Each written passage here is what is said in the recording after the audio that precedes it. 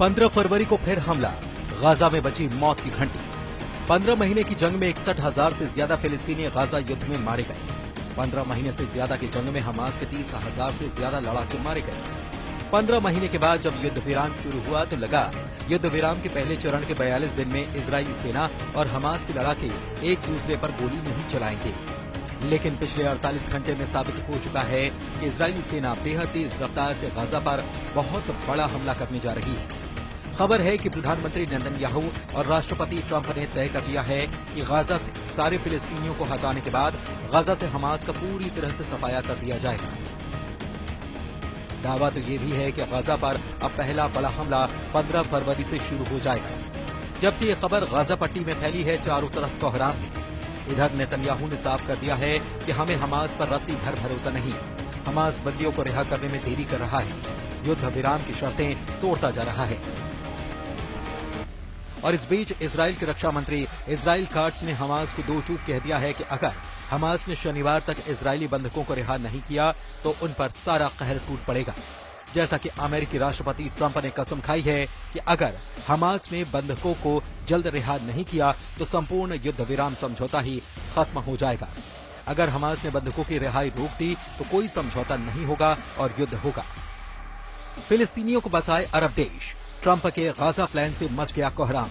इधर राष्ट्रपति ट्रंप ने भी गाजा में मोर्चा खोल दिया है। भूख से बिलबिलाते, बीमारियों से कराहते और मौसम की मार झेलते फिलिस्तीनियों का रहनुमा बनने के लिए कोई तैयार नहीं है। ट्रंप ने अपनी फिलिस्तीनी चाल से अरब देशों पर गाजा युद्ध थोपना शुरू कर दिया है। खबर है कि मिस्र, सऊदी अरब, जॉर्डन पर ट्रंप ने दबाव बनाना शुरू कर दिया है कि वो अपने अपने देशों में 23 लाख फिलिस्तीनियों को अस्थायी कैंपों में बसाएं। जानकारों का दावा है कि ट्रंप का गाजा प्लान 2 स्टेट समाधान के लिए मौत की घंटी है। पूरे अरब में तबाही का कारण भी बन सकता है।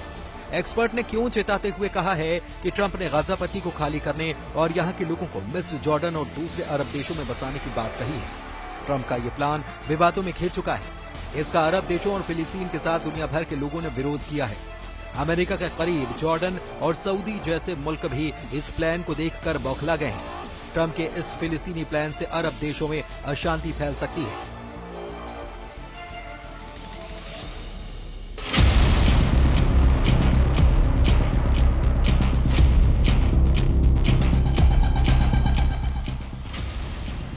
एक्सपर्ट्स का मानना है कि ट्रंप ने भले प्लान पेश कर दिया हो, लेकिन इस पर आगे बढ़ना लगभग असंभव होगा।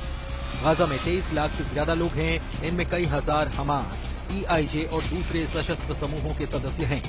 इजराइल से लगातार लड़ रहे इन लड़ाकों को अपनी जमीन छोड़ने पर मजबूर करने का कोई तरीका अमेरिका के पास नहीं है। अमेरिका अगर फिलिस्तीनियों को गाजा से जबरन हटाने का प्रयास करेगा तो विद्रोह भड़कना तय है, और इससे निपटना कितना मुश्किल होगा उसे वो अफगानिस्तान में देख चुका है।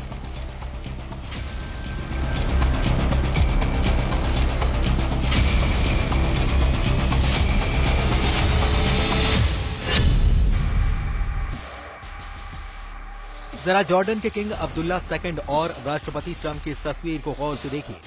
जॉर्डन के किंग अब्दुल्ला II का चेहरा उतरा हुआ है।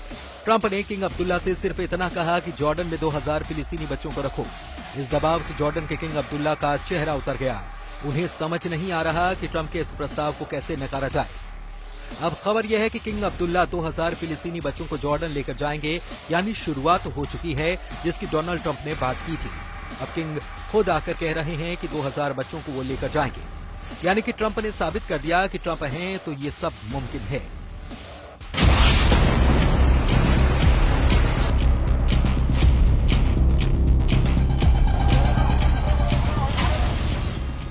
अगर जंग के लिहाज से देखा जाए तो इजराइल ने गाजा के एक बड़े इलाके पर पूरी तरह से कंट्रोल कर लिया है। गाजा के Jabalia, Rafah, Khan Yunus, Gaza शहर, पूर्वी गाजा और दक्षिण गाजा के हालात देखकर किसी को भी अंदाजा हो जाएगा कि गाजा को पुराना गाजा बनाने में कम से कम 30 साल लगेंगे। जरा युद्ध विराम के बाद गाजा में हालात क्या हैं, ये भी देखिए। गाजा जंग में 61,700 से अधिक फिलिस्तीनी मारे गए।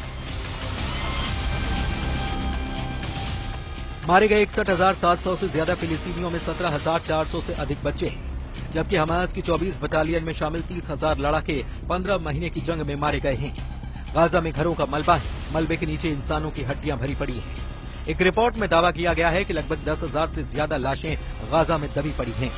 गाजा में 15 महीने के बाद लागू हुए युद्ध विराम के बाद लोग अपने घरों को लौट रहे हैं, जो इजराइल की बमबारी की वजह से शिविरों में रहने के लिए मजबूर थे।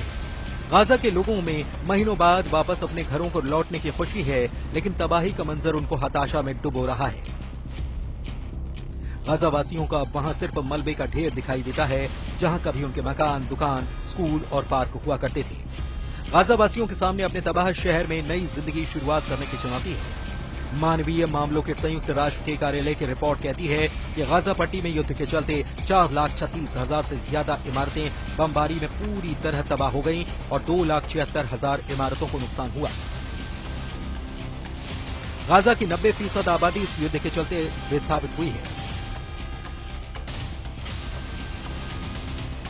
एक अनुमान के मुताबिक गाजा की तबाह इमारतों का मलबा हटाने में ही 10 साल लग सकते हैं। अब देखना होगा कि क्या इजराइल 15 फरवरी से हमला दोबारा शुरू कर देगा या फिर ट्रंप के गाजा प्लान के तहत अरब देशों में फिलिस्तीनियों को भेजना शुरू कर दिया जाएगा।